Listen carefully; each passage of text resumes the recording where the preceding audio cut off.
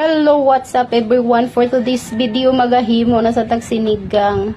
So, mao ni ang akong kind of sinigang mga palangga. Presko kaya nga ang pasayan og dagko yun siya. Dagko kay tagpasayan nakuha ron. Nakuha na palit di ay. So, mao na siya ang ato ang ricados ato na sa gipang andan. Itong iipon. Unya kay gusto mo yun nila nga sinigang yun nga pasayan with baboy aw. Kuan po dahil andam po dahil hiniwa-hiwa dahil baboy nga kuan ito na hindi ready na ni siya ato arong lutoon o mauni ang ato ang mga ipangsahog ani ipangsagol o naka-ready na nya kahilig man tag pinahang ato na siya gibutangan diha usa lang kasili pero naka-ready na ning sili diri perting dagkua perting daghana ning hanga ni ihurot ni di siya pwede ihurot. So, mao na to siya. Ato na ni siyang lutoon. Ug sugdan na nato ni siya pagluto. Kaya aron makahigop ta karon og sabaw. O, mao na na siya. Ready na. So, mao na ni guys. Ito anang ipanglunod. So, ato na lang nato bukal ni ang sabaw. Okay.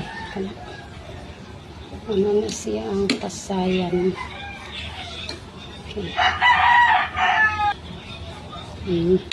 Panglunod na nato kay ganiha wala na ko na video pag start og luto kay lisod kay sa tanan guys ni maglunod tayo labi nang nagagamit og mantika ba gigisa pa man ako ani ang kuan guys gigisa pa nako ang mga lamas pag ako maggisa sa mga lamas magsabaw ta sa kanang tubig gigisa pa sa dayon ako ni ang pork so mana ni siya ato sana siyang huwaton nga maluto.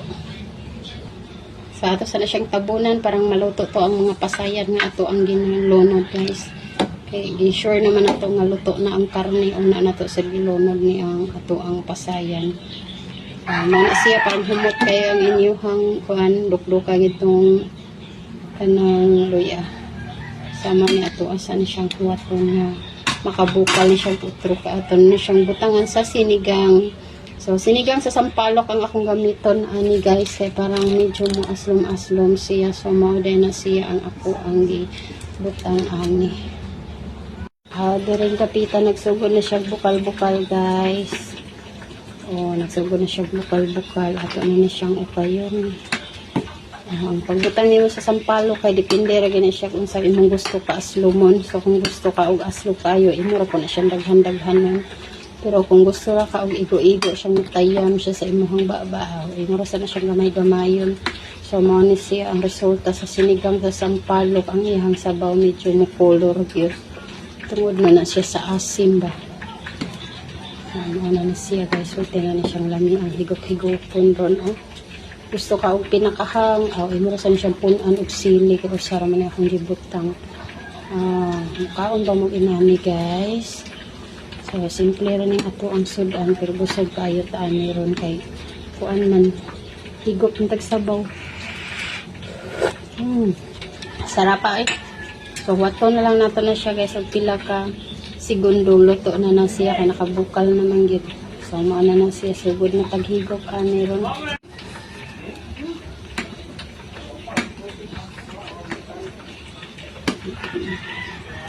Bukal na gyud siya kayo guys. Ready na gini siyang higop-higopon. Ready na ning hauno na to. Kaya nagpakita na mag-sign nga luto na gini ang ato ang pasayan. Kumaram na siya itong hapon. Dali na siya pwedeng atong latin. Kaya ato ba siyang dugay-dugay og malata guys. Ma-overcook. Gahain siyang panitan. So ang imara ganyan. Igo-igoon na gini mo siyang maluto. So maura to guys. Kaya man na ni guys.